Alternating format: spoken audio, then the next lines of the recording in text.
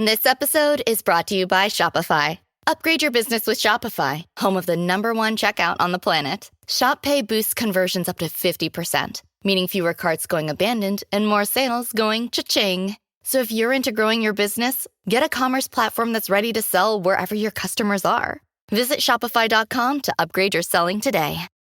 Marianne Leone met Chris Cooper in an acting class in New York City.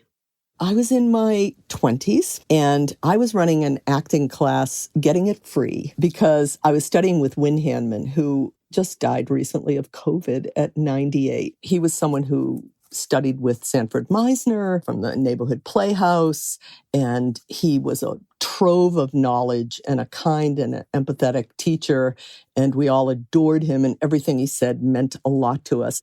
The day I met Chris, he was brought into class by the mid-level teacher who said he is starting tonight. And I said, no, he isn't. I have a list and it's 6 months long and he's not starting. And he started that night. He gave a monologue and afterwards Wynn said to me, does that guy know how good he is? And then I was extremely jealous and hating him for a while.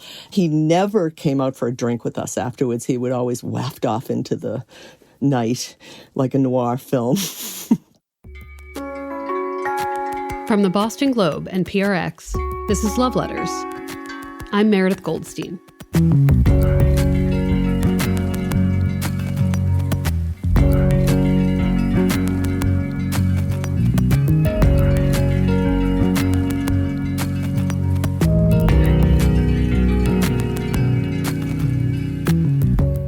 Today's episode is about how a couple gets through it over the years.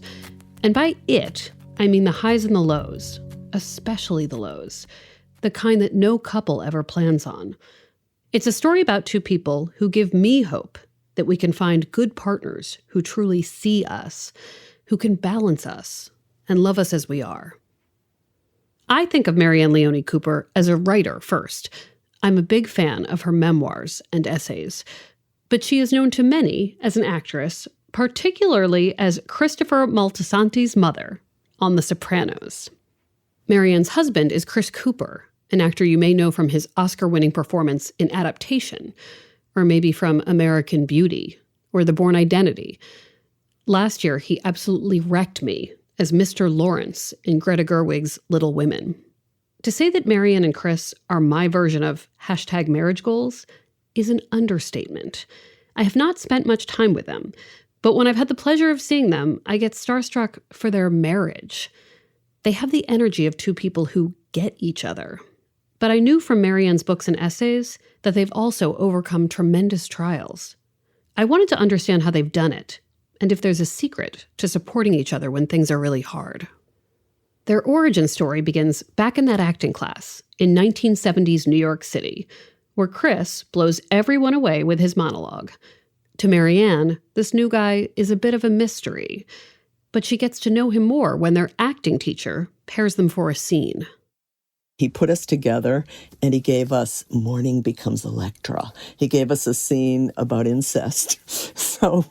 And we were in our 20s and we were crazed and we met over and over again in coffee shops and just told each other our life stories and went on and on. But I noticed that he gave money to homeless people and was kind. And I was filing all this stuff away as I was working with him.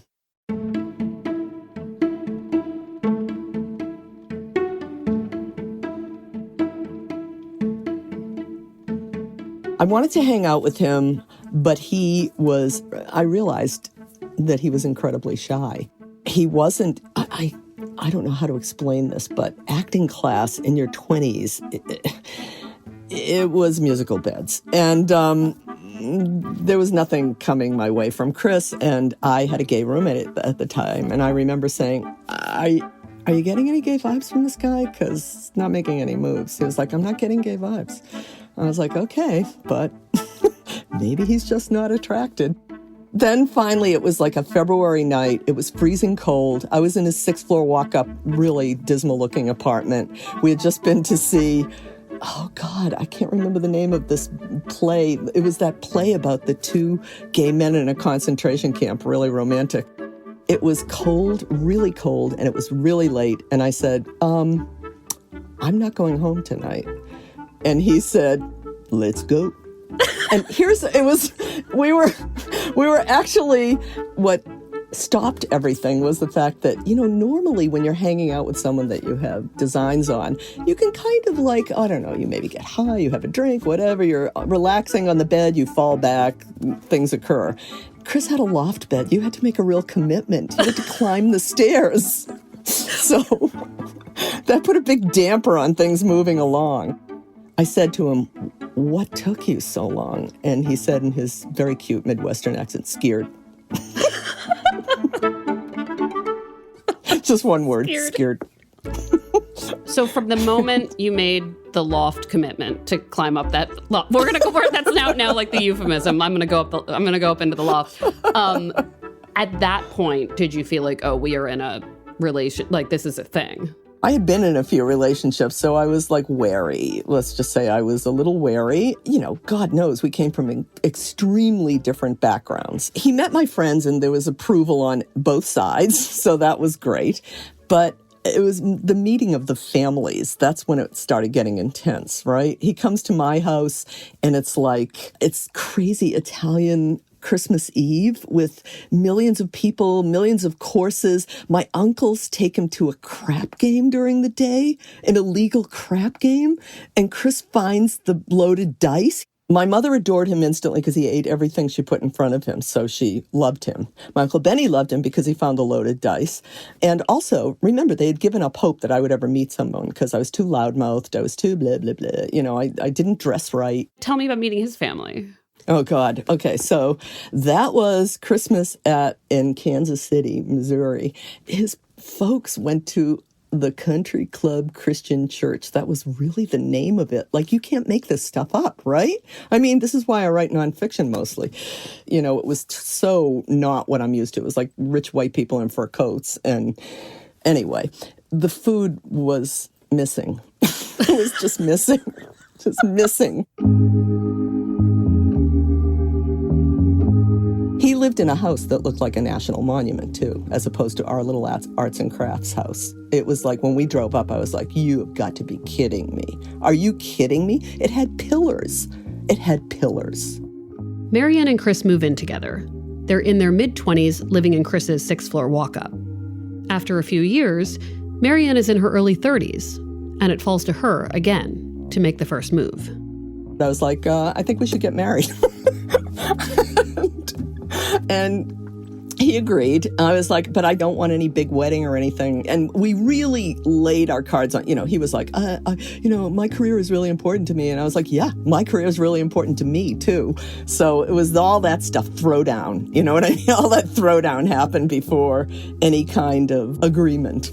But then we both agreed, yeah, this is cool. We both want to be actors. And then we decided we didn't want to have a big deal when we got married. So we kind of spoofed it. You know what I mean? We invited I think 4 friends, and I laughed during the ceremony. Chris actually had tears in his eyes. He was moved by it. I was laughing because whoever she was immediately sounded like a bad actor. When she went from sounding like a normal person to Chris, Marianne, it was this fakey. It just cracked me up. Our friends got us a limo, which drove us to the airport. We landed in Boston, rented a car, and drove down the Cape for our honeymoon. And we went to the Crow's Nest in Truro. And it was 1983, so it was the beginning of the AIDS crisis, unfortunately. And Provincetown was completely empty. What I remember is, this is how old I am. I actually wrote to the Chamber of Commerce. There's no internet to find out, where should we stay? The marriage progresses. Marianne's acting career is slow to take off. She's told she's too ethnic-looking for big roles. I was thinking, I'm just going to get spaghetti commercials for the rest of my life. And meanwhile, Chris is getting Actors Theater of Louisville. I'm getting told by the same guy, no one would ever believe you in this Southern role because you're too Italian-looking. So that was, I was having meltdowns over that. I did have a great job. I was writing video copy for MGM. And I also had a comedy group that we had put together because if I wasn't going to get roles the normal way that Chris was, Chris could just walk in and be like, oh, you're a white man who's good looking and blah, blah, I thought, well, then I'm going to get my own work. Chris's first major role was a lead role, one he got indirectly through Marianne's connections. It was the 1987 film Matewan, written and directed by John Sayles. Right around this time, Marianne finds out she's pregnant. While pregnant, she does Errol Morris's film, The Thin Blue Line. Marianne and Chris are preparing for life as working parents. Then the baby comes, but 10 weeks early. So tell me about the weeks after labor. They said, Jesse's not going to live to the end of the week. It was terrifying. I had to scrub up to go and see him. He was tiny. He was on a ventilator. He was covered with tubes. It was terrifying to see him like that. And we were just traumatized, both of us. The bills were mounting. We did not have insurance. And then Chris got a job on the Equalizer, and our insurance kicked in. It was like $70,000 or something. We never could have afforded that. I remember it as just terror, and amplified by my hysterical Italian family that was calling me, calmed by Chris's father, who was normal and Midwestern doctor. And, we had no idea. Everything was a big mystery. We didn't know if he'd survive. We didn't know when we'd get to take him home. We didn't know anything. Meanwhile, we move into our Hoboken apartment with no baby. We're there like just fixing the place up, waiting for him, when we're going to be able to take Jesse home. And when did that happen? That happened in December, so that was a month before he was due. We got to take him home. He was named after Chris's grandfather, Jesse Lanier. Lanier is, but if you're Texan, it's Jesse Lanier. His people were Texan. So Jesse, we thought Jesse Cooper was a good sounding name.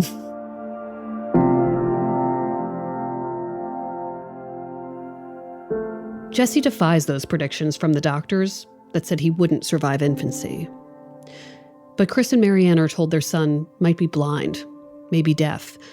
They're told to have low expectations for his cognitive abilities. Turned out none of that was true. He was physically severely disabled. He was nonverbal because, I know it sounds strange, but muscles control your mouth. So it was muscular. It wasn't cognitive.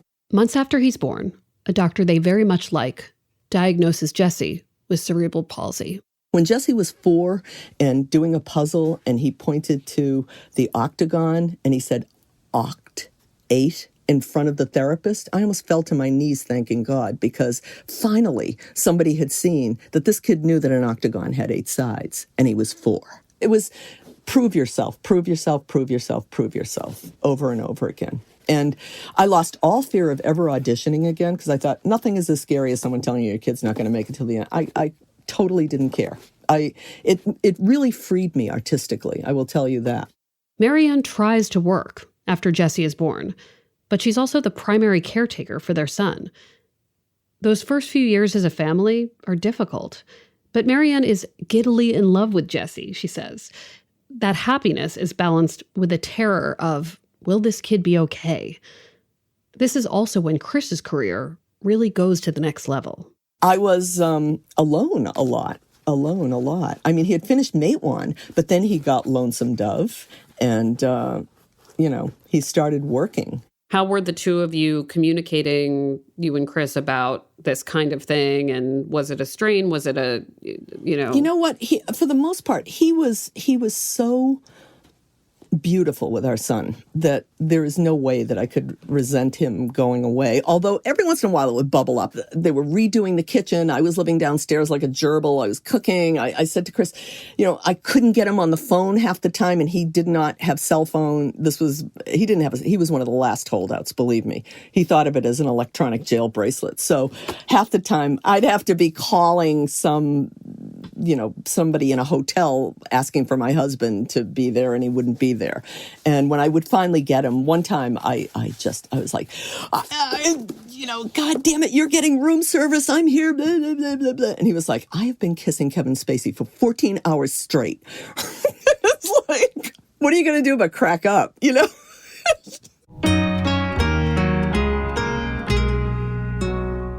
I think the senses of humor is what really saves us in many ways. One of the biggest fights we ever had was like over, it was this big long thing over a neighbor and dogs. It's always dogs. But he defended the neighbor and I was furious. So I decided to make him dead to me for the day because, the Italians are really good at mortame. Nobody's better. So I decided to make him dead to me. And I'm on the phone with my girlfriends. I'm like, and then he said blah, blah, blah. And they're like, what an asshole. And, this was going on all day. And then finally he couldn't take it anymore. He's like, you're perky with everybody else, but not with me. And I said, and I'll tell you why. I did not expect you to fight a duel for me, but you could defend me when, I said, it's like that scene in It's a Wonderful Life, with that guy who says, you made my wife cry. I said, oh my God, I've been thinking of that scene all day. And then we both cracked up and we were like, we can't even fight without citing film. This is pathetic. And then we just laughed because it was so ridiculous. When we come back, Marianne talks about the foundation she and Chris had built and how they would need that more than ever before.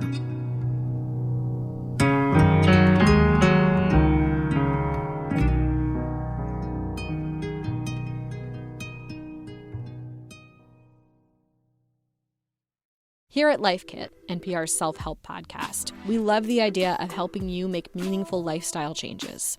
Our policy, don't be too punishing on yourself or too grand in your goals, which is why we've got shows on how to help you make little nudges to your behavior and create habits that stick.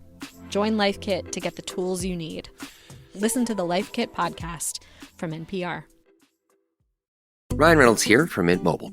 I don't know if you knew this, but anyone can get the same premium wireless for $15 a month plan that I've been enjoying. It's not just for celebrities. So do like I did and have one of your assistant's assistants switch you to Mint Mobile today. I'm told it's super easy to do at mintmobile.com/switch. Upfront payment of $45 for 3-month plan, equivalent to $15 per month required. Intro rate first 3 months only, then full price plan options available. Taxes and fees extra. See full terms at mintmobile.com. We're back. So Marianne and Chris continue to raise Jesse, balancing their parenting demands with creative work. Marianne says they were uniquely suited to communicate with their son. As two actors, they had all sorts of ways of using their bodies, their faces, to convey and understand meaning. But the world outside of their home brings new challenges. Jesse's schools want him isolated from other kids. Eventually, Marianne and Chris decide to move to Marianne's home state of Massachusetts. After doing their research, they believe the services and education system there will be better for their son. We were thrilled. We didn't think we'd get a mortgage, number one. What are people going to say? Oh, you're actors. You made money last year. Planning to make some this year? Don't know. So we were thrilled to even get a mortgage. And, we find this little raised ranch that's on a tidal river, and we can't believe our luck that we're near the bay and we're, Chris is putting frogs in Jesse's hand that he's finding outside. But school for Jesse doesn't work out the way they'd hoped. Once again, Marianne leads a battle for inclusion to make sure her kid isn't forgotten in the system. And it's like a full-time job to be an advocate for your kid at that point. Totally. We fought a 2-year battle to get him his basic civil rights. And it was traumatic for both of us. We both lost weight. I bought a punching bag to keep from killing someone. It was really, really a tough time for us. My answer to Chris was, you go out and work and I'll stay here and kill them. That's literally what I said to him. And that's so interesting because I think for a lot of couples, it's difficult to remain a team at that point, right? Because everybody's exhausted and there's only one other person to take it out on. How did the two of you sort of manage? Well, we projected all of our rage where it should have gone toward, the horrible sped director who was keeping us from our kid. And you know what I mean? We were a united front. He was my partner, the whole time. He was really my partner. And I was lucky in that way, I think. I think it's because also our temperaments are really complementary. I'm very talkative and excitable and easily angered, and he's very calm and introverted and shy. By the time Jesse is 8, Marianne gets him the education they wanted for him. She's won her many battles with the school system. Jesse has fantastic caregivers. At this point, he's thriving. And then we found him one morning dead. It was absolutely devastating. It was the end of our world. The cause of death, they're told, is sudden, unexplained death in epilepsy. Here's Marianne reading from her memoir, Jessie, A Mother's Story. Then the little boy that was a part of us was gone forever. In those first surreal days, we slept entwined again, but now it was to cling and scrabble and try in vain for comfort.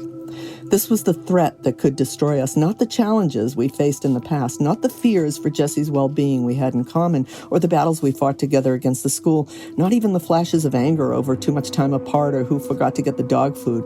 The threat to us was of grieving alone, each nursing a private agony, each blaming the other for not feeling exactly what the other was feeling at the same time or in the same way. The threat of bursting apart like seed pods and falling to the ground in separate, dried-out halves now that Jessie was scattered to the wind and lost to us in life. And that was the biggest fear. Can you talk about how you would describe what grief looks like to you in that phase and what grief looks like to Chris? He was able to deal better than I was. I remember when I was just fading. I was like fading out of existence. I was disappearing. It was almost as if I was saying goodbye to the world. And I remember my good friend saying to me, "But what about Chris?" And I thought about that. And I thought, I'm in too much pain. I'm just in too much pain. If I die, I die. Was Chris working at the time? Like, was he able to just be home with you and so that you could be together? He was working. He had 2 jobs, and I was getting sicker and sicker. But I didn't realize it. I just thought it was malaise from grief. And finally, Chris was like, "You need to see a doctor. There's something going on here." As it turns out, during this time, Marianne had grown a tumor, one that was the size of Jessie at his birth. The doctors don't even know where it started. It's when she gets it surgically removed that she's told, "You're going to live." And then she thinks, "Oh, well, if that's the case, I better get it together."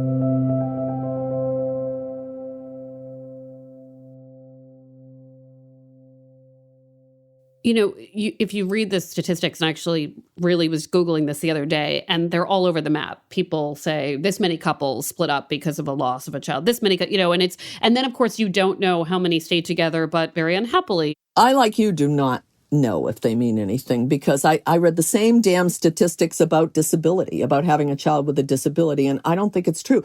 Maybe every couple I've met that have had children like ours have risen together and come closer together. They've become a team. But maybe I'm just not seeing the ones where that didn't happen, It seemed like it wasn't so much that the two of you had a moment after this loss and said, "We can survive this by doing X, Y, and Z." It was all of these other experiences that... Right. There were these moments in your story from the early parts of your relationship where you sort of see each other for your differences and love each other for those differences. And he's never going to be the person who looks at you and says, "Can you be less angry at that guy?" So when he loves that you're angry at that guy, right? Yes. So yes. When did that happen, and how did you pull that off? I think that happened early on. That was just like, we're seeing each other and appreciating the different ways we react to things immediately. Otherwise, there's not an attraction, right? The attraction is there. And then you run the hurdles. What's it going to be like with my friends? What's it going to be like with what we do for a living? What's it going to be like with our families? And you run every one of those hurdles, and then, you proceed from there.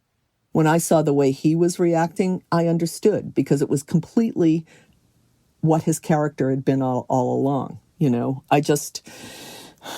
I'm sorry that I put him through like almost dying because he didn't need that on top of everything else.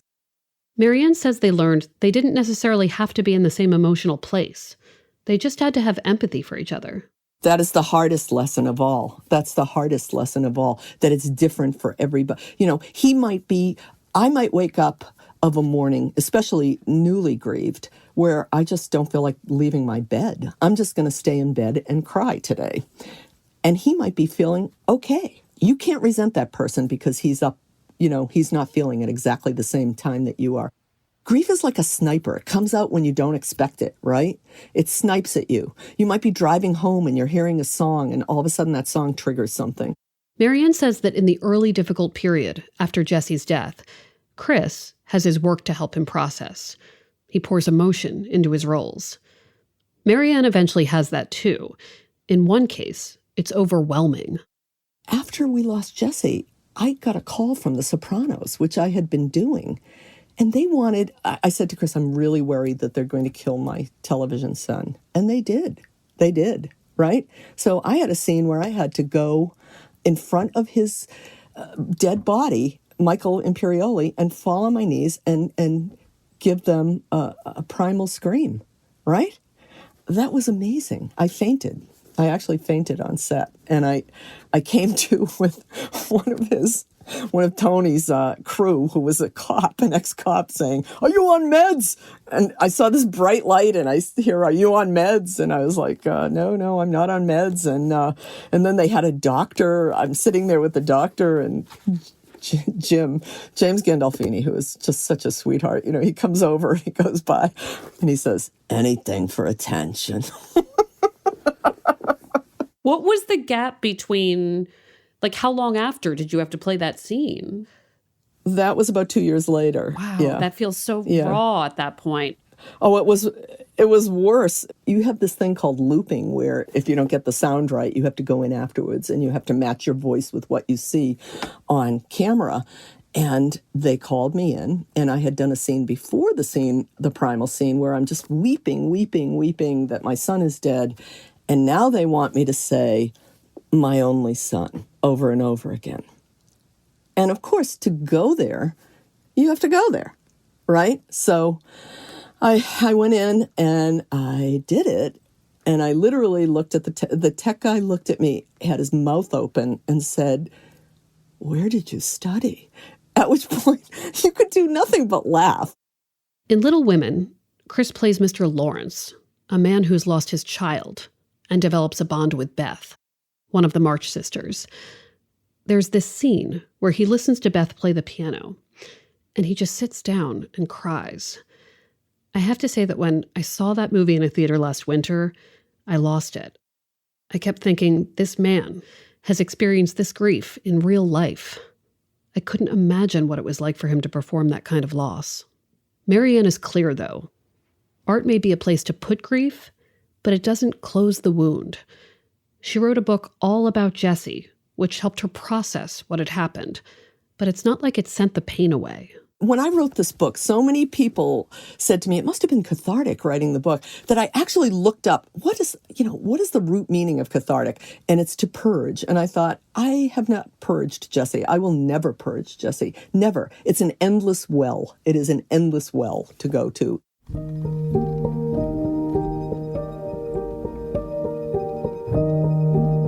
There are so many listeners, specifically of our podcast, who are in a prime age range of choosing a partner, a potential life partner for the first time. They are saying, how do I know that we can get through these hurdles?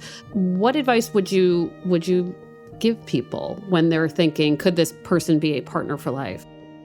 Respect that person the way you would respect your friends. There are things you wouldn't do with your friends if you want to keep them as friends. At least give them that basic respect. Sometimes familiarity breeds contempt, and you get to, you start treating that person like, I don't know, the little brother you bullied or whatever, in my case. You have to be aware of that. What I really appreciated the most about Chris, and I was thinking about that last night, here we are married 37 years, and I make dinner sometimes, and he's every night, mostly. I mean, he cooks too, but he always says thank you. That's really respectful and kind. I did learn something because I'm a rageaholic, that I had to immediately up front say stuff like, when you do that, that really pisses me off. And do it before it becomes, you're pissing me off. Do it before and say, I don't like when you do that. Marianne also says humor is so important, at least in her marriage. Chris has made me laugh so hard that he has made me laugh like nobody else has. And this is something I kind of cherish about Chris, is that people think of him as like Mr. Grim, like, oh, he's going to bark out orders at me from his CIA post. He makes me laugh every day. You know, that's really worth more than anything. It really is. You know, if you can have someone who makes you laugh like you're 5, go for it.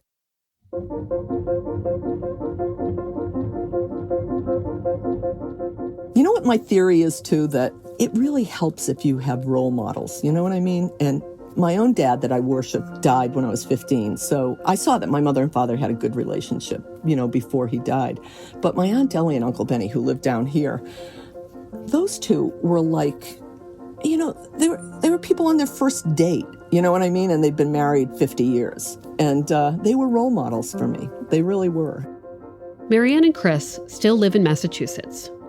A year ago, they were visiting a friend in Provincetown, and Marianne realized how close they were to the Crow's Nest, that motel on the Cape, where they went after they got married. I said to Chris, let's stop. Let's just see if we can go see if it looks the same. So we walk into the Crow's Nest, and there's a big deck overlooking the bay. And there's this young couple there. And I say, would you take our picture? And they take our picture. And I say, you know, we were here on our honeymoon 36 years ago. And they say, we're on our honeymoon. And I was so touched by that, because they weren't having a destination wedding. They were having a cheapo wedding like we had, you know. In lockdown, Marianne and Chris took part in a pandemic film together. It's called Within, and it also stars Rebecca Hall, Emily Mortimer, Deborah Winger, Don Cheadle. Everybody filmed at home, and Marianne wrote her and Chris's scene. They've also adopted a new dog, one that's been abused and will need a lot of love. Marianne always says it best, so I want to end with her reading her own words. This is a passage that I would put in a collage of beautiful marriage moments. Chris carefully hangs a huge picture in our newly renovated bedroom. It's a piece of early 19th century art that's been crated since his mother sent it to us 7 years ago when she sold the house where Chris had grown up. We had no room in our house to hang it until this new bedroom appeared in place of Jessie's old room. A little girl with long dark hair looks directly at the viewer, unsmiling. She is dressed in black and holds a jump rope limply in her hand. She looks uncompromising and vulnerable, as if her privileged life holds some secret sorrow. I say, hey, Chris, she looks like me. Yeah, and I've loved her all my life. He says it offhand, like, oh, I'm choking up. Like, shit. Damn it. Like someone chewing a blade of grass. Before I can swoon, he adds helpfully, and she has your underbite. I push him onto the bed, and we tumble over and over, laughing like children rolling down a hill. Oh, sorry. No, I'm done. You got me too. Damn it. Sorry about that. It's lovely. Thank you so much for talking to us. Meredith, thank you so much for having me. Our love is young. It shines so bright. Love Letters is a production of the Boston Globe and PRX. Today's episode was produced by Scott Hellman. Ned Porter does our audio mixing, sound design, and mastering. Devin Smith and Jenna Serbo do our audience engagement. Love Letters illustrations by Ashanti Davis. Check them out on the Love Letters Instagram. Special thanks to Brian McGrory and Linda Henry. Our music is from APM. You can find Marianne's books, Jessie, A Mother's Story, and Ma Speaks Up, wherever books are sold, but she'd love you to buy them from Newtonville Books online. Love Letters is also an advice column. Send your questions about your own relationships to loveletters@boston.com. And if you like the show, please leave us a review on Apple Podcasts. We're online at loveletters.show. I mean, there I am pregnant at the opening, right, of Mate 1. Bruce Springsteen is at the end of our aisle. I fell into his lap getting up to use the ladies' room. Chris accused me of doing it on purpose. I was about to accuse you of doing it on purpose. But who wouldn't fall into his lap, right? I'm Meredith Goldstein. Thanks for listening. Our love is young, so very